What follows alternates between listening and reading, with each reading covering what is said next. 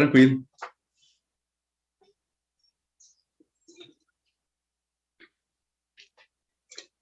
Olá, pessoal, tudo bem?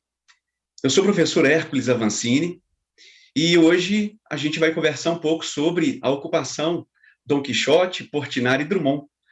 Essa ocupação cultural, artística, histórica, enfim, que tomou conta, né, da nossa Praça do Areião, aqui em Itabira, e vai ser um prazer enorme poder conversar um pouco com vocês sobre isso. É importante destacar um detalhe, que a gente vai usar como base, a gente vai usar como fundamento para esse diálogo, a disciplina de geografia, que é, portanto, uma disciplina do espaço, é uma ciência da sociedade, e é uma ciência que também se preocupa justamente com as relações, com o dinamismo que há entre essa sociedade e esse espaço, em todas as suas manifestações, tá? Então, a ideia é justamente essa, de fazer uma reflexão à luz da ciência geográfica. Para isso, acontecer de uma maneira orgânica, de uma maneira interessante, de uma maneira que possa ter o alcance de todos que se interessem por esse assunto, eu organizei essa conversa nossa em 4 partes. Então, num primeiro momento, a gente vai fazer um recorte histórico-geográfico e vai discutir, dentro desse recorte, os aspectos de Dom Quixote de La Mancha no contexto atual.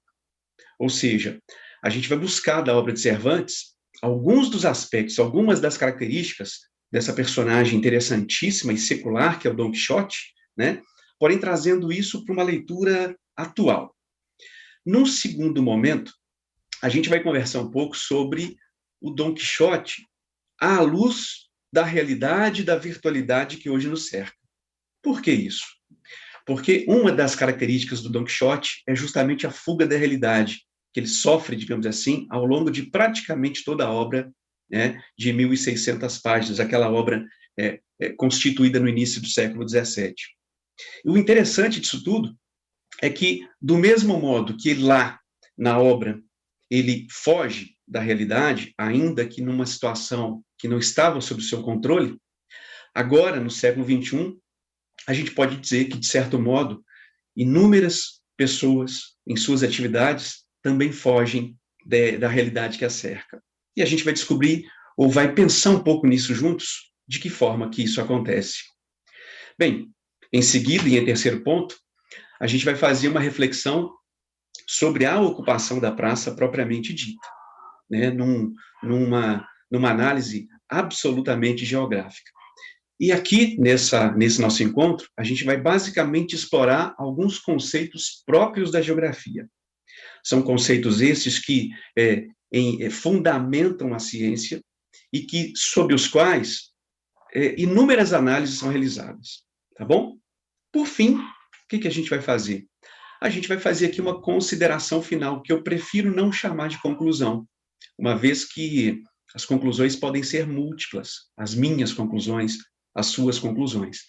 Então, eu prefiro chamar de consideração final e chamar também de ponto de partida, porque o objeto maior dessa aula, o objetivo, melhor dizendo, maior dessa aula, desse encontro nosso, é justamente de produzir em cada um, né, que se interessa por esse assunto, a possibilidade de abrir campos, né, de abrir visadas, né, de abrir, enfim, discussões diversas acerca dos temas que aqui serão tratados.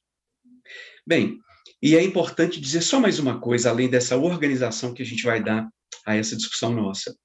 É importante dizer que a gente não tem a menor intenção de explorar a obra em si mesma, nem tampouco a de Cervantes, nem mesmo a de Portinari ou de Drummond. A intenção aqui é de trazer algumas características, fundamentalmente da obra de Cervantes, Dom Quixote, né, para o contexto atual, à luz da geografia, e a partir disso produzir algumas reflexões fundamentadas numa ciência, né, a partir desse recorte da obra de Cervantes. Tá bom? Então vamos lá, vamos começar efetivamente esse diálogo, e espero que todos aqui que estamos, né, nos encontrando nesse espaço tão interessante, tão bem pensado, né, dentro do contexto do FIT Itabira, né, desse evento de ordem internacional, Espero que todos aqui, então, apreciem, gostem desse nosso encontro, tá bom? Vamos lá, vamos começar. Então, gente, como dito, o primeiro ponto que vai ser explorado aqui é justamente o contexto do Dom Quixote na atualidade, tá claro? Como forma de provocar, digamos assim, algo em cada um, né, aqui, eu vou fazer um recorte construindo reflexões sobre a ocupação do Dom Quixote, e aí, por isso, eu vou ter que, por hora, pelo menos, né, deixar de lado um pouquinho o Drummond, como que se fosse um retrato na parede, e deixar também de lado um pouquinho aqui o Portinari, como que se fosse um escandaloso painel, né, enfim, que ilustra lá a igrejinha da Pampulha. Tá? Então, por hora, a gente vai se apropriar, sobretudo, das questões ligadas ao Dom Quixote de la Mancha. Pois bem, como a gente sabe, e como ponto de partida aqui também, o Dom Quixote de la Mancha é a obra principal do escritor espanhol Cervantes, né, Miguel de Cervantes. Ela foi publicada em duas partes, uma em 1605 e a outra 10 anos depois, em 1615, e por si só esse grande intervalo de tempo já revela uma série de condições, de contexto da época em que foi produzido, né, nesse princípio do século XVII. Porém, dentre os muitos elementos que nós poderíamos aqui destacar acerca do século XVII, como, por exemplo, o elemento da comunicação, que se estabelece hoje em redes, eu queria, na verdade, destacar outras questões, como é o caso desse período que é marcado pelas conquistas ultramarinas, né, por narrativas absolutamente fantásticas a respeito destas conquistas, das muitas conquistas territoriais que se processavam nos séculos XV, XVI, XVII, que é o caso, até mesmo o século XVIII. Eu queria destacar também a consequência disso tudo, dessa expansão geográfica acontecendo, dessa expansão do horizonte geográfico, né, que acontece, das descobertas, do espanto que isso trazia, né, desse espírito de aventura que era necessário embutir nessas empresas, digamos assim, ou seja, nessas intenções da descoberta do novo, do desbravamento, né, de um horizonte desconhecido. É claro que, embora a gente possa sempre exaltar esses fatores, a gente também deve trazer aqui, à luz, né, dessa discussão, as conquistas de lugares e, portanto, de povos, o que necessariamente levava a conflitos, a extermínios, por que não dizer até mesmo a genocídios. Mas, levando em consideração o que hoje aqui estamos discutindo, eu exalto, sim, o heroísmo desses feitos de conquista, de aventura, de desbravamento, de ir até o desconhecido e conhecê-lo, da conquista, da posse, do controle e do poder. Todos esses elementos que eu estou citando aqui relativos a esse período, dos séculos XV ao século XVIII, necessariamente aqui no século XVII, dado o fato de que estamos partindo numa análise da obra de Cervantes, Dom Quixote de la Mancha, elas estão absolutamente, todas essas características estão absolutamente contidas justamente nessa obra, porque são elementos que caracterizam essa personagem impressionante, atemporal, que é o Dom Quixote, destemido, sonhador, né? Bravo, digamos assim, aventureiro, sonhador, conquistador. Portanto, a primeira ligação que a gente já consegue fazer aqui, para um início de conversa, é esse. É a maneira pela qual o contexto de uma época está expresso naquilo que é produzido nessa mesma época. Não é verdade? Só que nesse sentido, a gente vai avançar um pouquinho mais. A gente vai avançar na direção de analisar essa loucura do Dom Quixote, essa paixão, né, que o lançava a essas aventuras de desbravar o desconhecido e de enfrentar aquilo que deveria ser enfrentado, aquilo que deveria ser, de fazer aquilo que devia ser feito. Então, esse ímpeto pelas conquistas, vistas por ele, claro, como grandiosas, elas podem ser trazidas para o tempo atual sem a menor dificuldade. Por quê? porque elas podem ser aplicadas às nossas próprias vidas, afinal de contas, todos nós temos nossos planos, e muitos desses planos que são meus, que são seus, enfim, eles muitas vezes são julgados como grandiosos, como quase impossíveis, mas ainda assim, muitas são as pessoas que, a despeito das dificuldades que podem acontecer, a despeito das condições muitas vezes impeditivas, se lançam nessa aventura de tentar. E quantas milhares ou milhões de vezes, ao se lançarem nessas aventuras, os objetivos são conquistados, tal qual o Dom Quixote. Mas é preciso entender uma coisa, é preciso, ainda aqui, trazer para a realidade atual uma outra vertente desse pensamento. É preciso entender que o lançar-se a essa aventura que a personagem, enfim, produz, ilustra para a gente essas buscas que também realizamos a cada instante. Toda vez que a gente decide, por exemplo, começar a leitura de um novo livro, a gente está correndo o risco de não continuar essa leitura, de não concluir o livro, ou quem sabe até de não entender aquilo que ali está. Essa mesma aventura, ela se inicia quando a gente resolve estudar. Corremos o risco de não completar esses estudos, de fracassarmos nele. Então, do mesmo modo que temos hoje esses riscos, digamos assim, ao nos lançarmos a essas empreitadas de estudar, de conhecer um novo lugar numa viagem, de começar uma nova amizade, enfim, ela traz embutida em si mesma os riscos que estão também ilustrados na obra de Dom Quixote, na obra de Cervantes, né, Dom Quixote, todas as vezes que ele, por exemplo, fracassa. Todas as vezes em que ele tentou, por exemplo, ao lutar com um gigante na forma de um moinho de vento, ele foi atingido por uma pá e foi ferido e lançado ao longe. Então, são riscos que são inerentes a todos nós, mas que na obra de Dom Quixote foi ilustrado de maneira poética e interessante e que perpassa o tempo atual.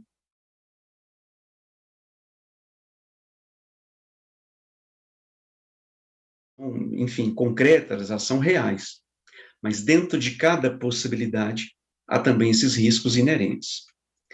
Então, à luz da obra, a gente tem que entender, né, que a conquista do novo, assim como é ilustrada ao longo dos capítulos daquela obra, ela nos coloca uma lição, ela nos impõe uma lição. É a lição de que, apesar das dificuldades, existem as possibilidades. Apesar dos obstáculos, existe sempre um ponto de chegada. E nesse sentido eu pergunto para cada um de vocês, quais são os seus sofrimentos? Quais são os seus obstáculos?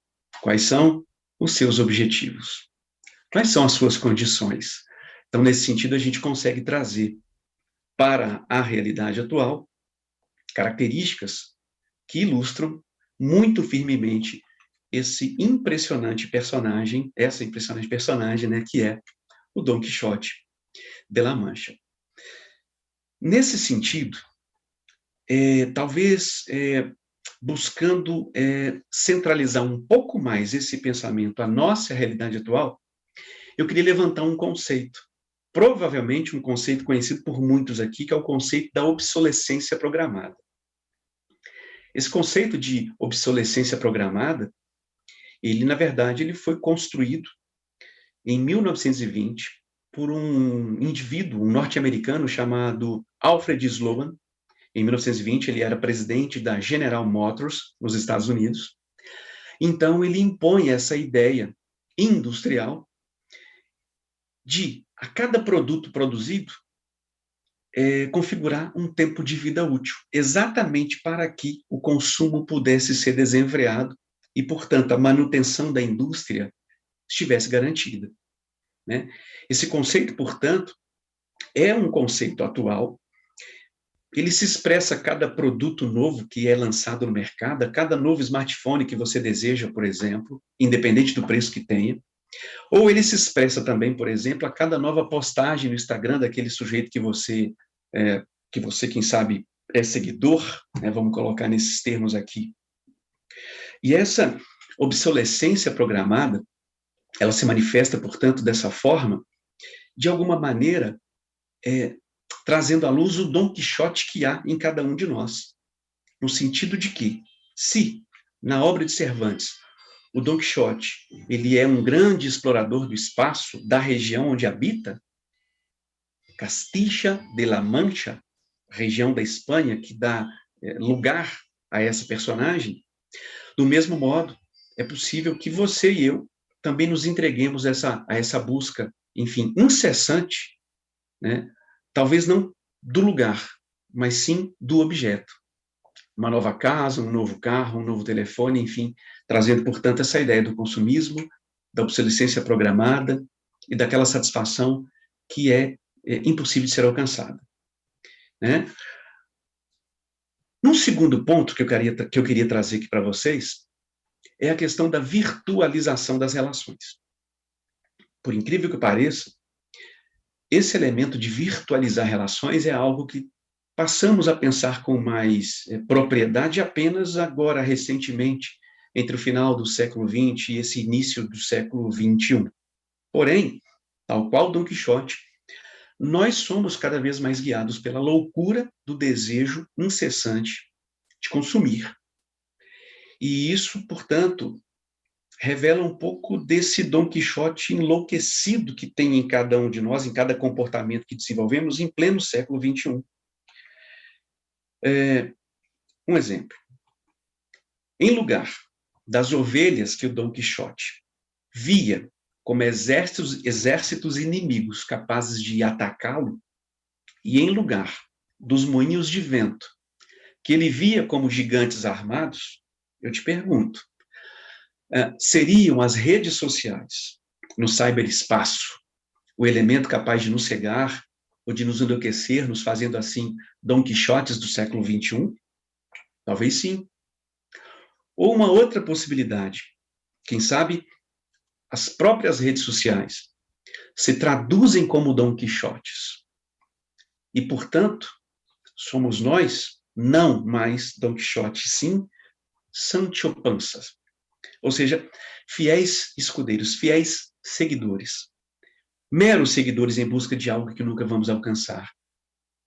Nesse sentido, tal qual Sancho Panza ambicionava receber uma ilha como prêmio em razão de seguir o seu Dom Quixote, o seu líder, na condição de escudeiro que ele se colocava, quais seriam nossas ambições consumistas? Quais seriam nossas ambições nesse formato de mundo virtualizado no qual vivemos? A loucura que toma Dom Quixote e que nele produzia a incapacidade de discernir o que era ou não realidade, pode ser traduzida aos nossos dias com a fusão que fazemos e vivemos hoje entre o mundo real e o mundo virtual. Já parou para pensar nisso?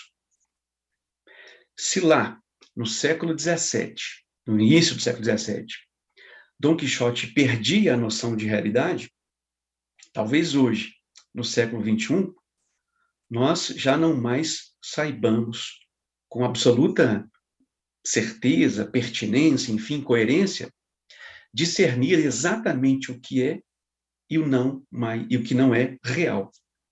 Né? Onde é que se separam os mundos virtuais e reais? Ou irreal, perdão. Qual que é o limite entre eles? Ou quem sabe até mesmo eles hoje representam mesmo um só. De certo modo, a gente não mais consegue fazer o discernimento disso tudo, do que é o real e do que é o virtual. Por exemplo, uma pergunta que eu faço para você: em qual desses dois mundos você vive? Em qual deles a sua vida, seja financeira, seja social, seja cultural, ela mais acontece? Ou ela permanece por mais tempo? Em qual desses mundos, virtual ou real, as suas relações são estabelecidas? Não é? Então, deste modo, a gente consegue traçar aqui um paralelo entre a tua vida no século XXI, que está absolutamente dividida ou no mínimo fundamentada em duas situações, o mundo real e o mundo virtual, que nos leva inclusive ao pensamento sobre o que é a realidade, assim como no passado, ilustrado na obra de Cervantes, o Dom Quixote deixa de lado, digamos assim, a realidade e mergulha numa aventura dentro das suas ilusões de um mundo que não é real. Aqui, nesse sentido, à luz da ciência geográfica, eu trago aqui os conceitos de cyberespaço e de cyberlugar. Nesses cyberlugares está ou estão instalados uma nova forma de experimentar o tempo e uma nova forma de instantaneidade das relações sociais. Ou seja, a gente tem aqui uma questão bastante interessante de se pensar. O mundo mudou. Quanto esse mundo mudou para você? De que maneira que esse mundo mudou para você? São alguns dos elementos que a gente pode trazer à luz da geografia nesse século XXI. Tudo isso, à luz da obra do geógrafo David Harvey, nos leva ao que ele denominou de compressão do espaço-tempo. E essa compressão do espaço-tempo se manifesta nas chamadas redes geográficas, nas chamadas redes tecnológicas. Por exemplo, é como se o mundo estivesse encolhendo. É como que o alcance de cada indivíduo no mundo estivesse sendo expandido. Está claro isso? Como? Ora, por meio das comunicações, por meio da diminuição do tempo de transporte entre os lugares, por meio da instantaneidade das relações. Então, tudo isso pode ser facilmente pensado à luz dessa compressão do espaço-tempo, uma vez ilustrado na obra do geógrafo David Harvey. Gente, partindo aqui para uma reflexão um pouco mais específica sobre a ocupação Dom Quixote, Portinari e Drummond, eu vou apresentar para vocês alguns conceitos básicos da geografia que se estabelecem como fundamentos e que, portanto, vão basear, vão sustentar inúmeras discussões que são feitas no campo da geografia. Por exemplo, nós itabiranos vimos a nossa Praça do Areião, a Praça da Maria Fumaça, ser tomada por painéis iluminados, que são também painéis iluminantes, né, no sentido de que eles trazem cultura, história, poesia, literatura, arte, enfim, expressão humana. Eu confesso para vocês que quando visitei a instalação, eu comparei aqueles painéis a verdadeiros monólitos, né, como aqueles que aparecem no filme 2001, Uma Odisseia no Espaço. E o que eles causaram, esses monólitos, àqueles primatas no filme? Em 2001, Uma Odisseia no Espaço, que eu recomendo a todos. Causaram estranhamento, causaram espanto, causaram curiosidade, causaram encantamento também. Pois exatamente esses elementos foram causados também por esses painéis iluminados colocados lá na Praça do Areião, né, nessa manifestação da ocupação do Dom Quixote. Então, nesse sentido, nós podemos pensar que aquele espaço foi apropriado. Então, a gente fala aqui sobre a apropriação do espaço geográfico. É um fato que ocorre, sempre preenchido de uma intencionalidade. É um fato que normalmente não, que sempre vai provocar a quebra da ordem estabelecida, sempre vai impor uma nova ordem, ou seja, vai produzir um novo arranjo dos elementos que compõem o espaço e a paisagem. A apropriação do espaço geográfico, portanto, vai estabelecer um rearranjo dos elementos que constituem o espaço geográfico e vai produzir uma nova paisagem. E, de forma alguma, essa paisagem deve ser entendida como algo estático. Muitíssimo pelo contrário, ela é especialmente dinâmica. E aqui, nesse ponto, já que chegamos na discussão sobre a paisagem trazida, construída por essa ocupação, a gente também pode alavancar aqui o conceito de território e também o de territorialidade. Portanto, paisagem, território e territorialidade. A paisagem, como eu estava dizendo, ela nada tem de fixo. Toda vez que a sociedade passa por um processo de mudança, por exemplo, uma mudança econômica, uma mudança de ordem política, uma mudança de ordem social, enfim, esses elementos, essas mudanças serão refletidas na construção da paisagem. Talvez não necessariamente no mesmo tempo em que as mudanças outras acontecem, mas de alguma forma elas vão ser refletidas. Então, a mesma coisa acontece em relação ao espaço. Ele vai se adaptando à medida que novas necessidades da sociedade vão sendo constituídas, vão sendo construídas. Tá claro? Nesse sentido, a paisagem, ela está posta sobre um território. E o território, ele pertence, não, perdão, um território, ele é, na realidade, uma expressão do espaço.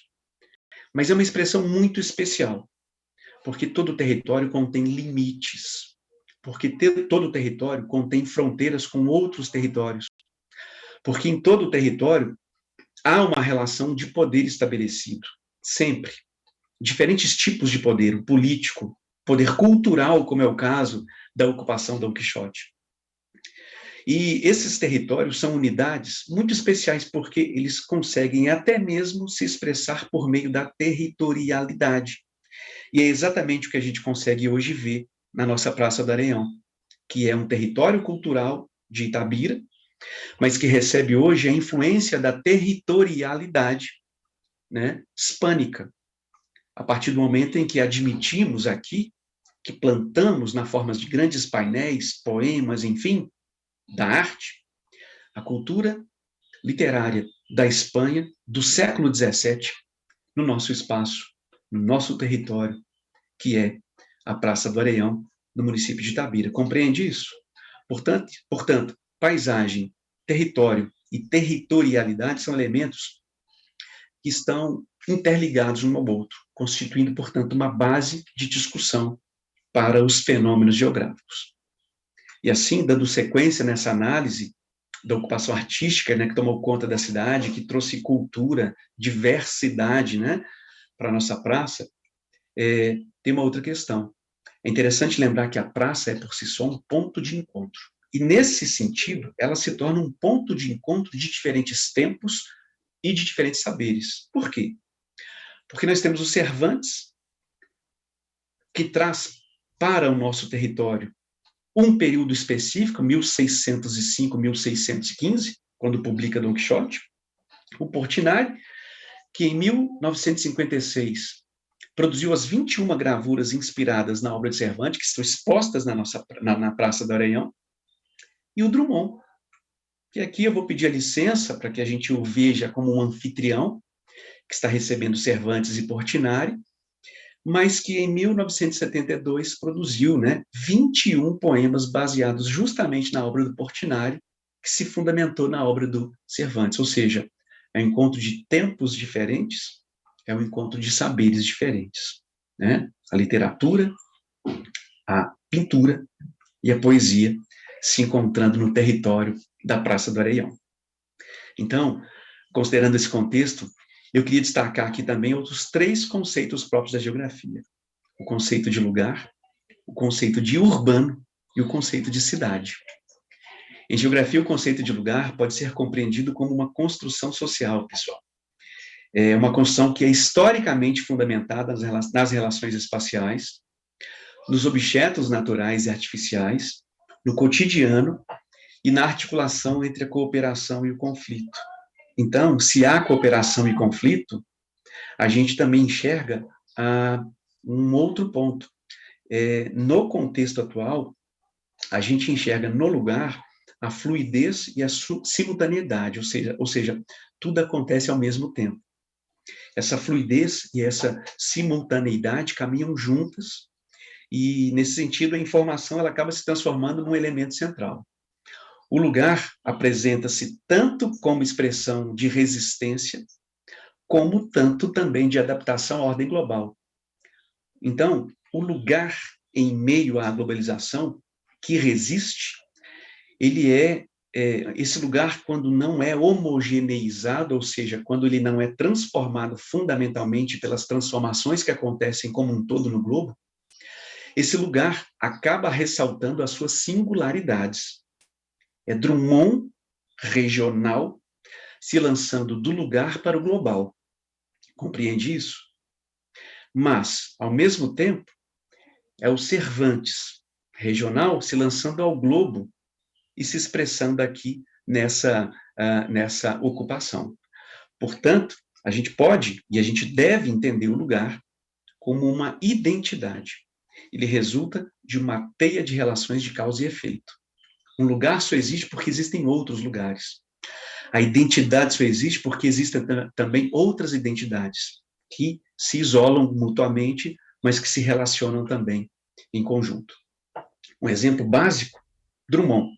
Quando se refere a Itabira como um retrato na parede no poema Confidência do Itabirano, ele está revelando o seu sentimentalismo em relação a este lugar que é dele, ou seja, Itabira.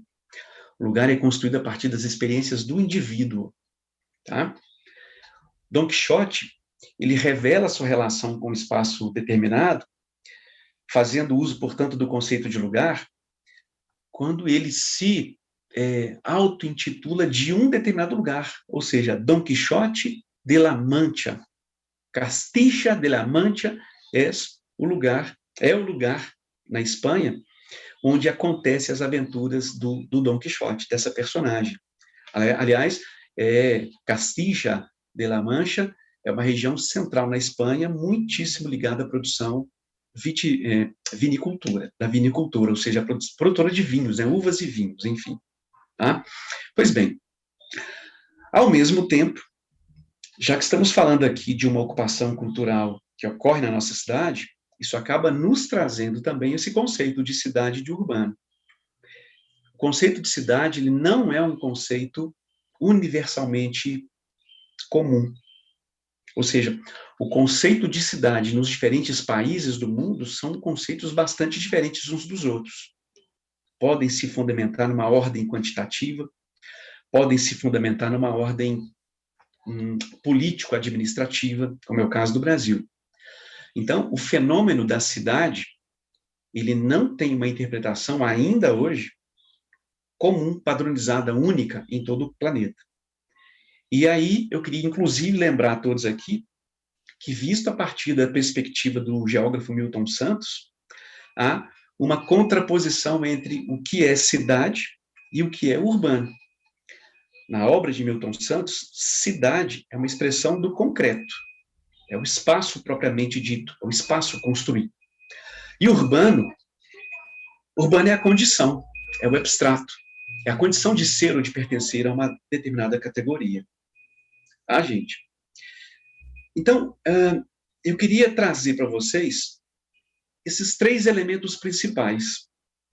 O Dom Quixote, à luz da realidade atual, o Dom Quixote e as lições que ele pode nos trazer nessa discussão que é possível fazer entre a realidade e a virtualidade, e o Dom Quixote, à luz da geografia, na construção de alguns conceitos básicos, como o da paisagem, o do território, da territorialidade, da obsolescência programada, enfim, da apropriação do espaço. Como conclusão, eu vou pedir licença a vocês para fazer aqui uma brevíssima leitura, de poucos segundos. E assim, a gente encerra esse nosso encontro e a gente deixa aberto pensamentos diversos para que discussões diversas possam aqui também serem realizadas. Então, vamos à leitura. Bem, a ocupação Dom Quixote, Portinari e Drummond nos desperta para o passado e para o presente.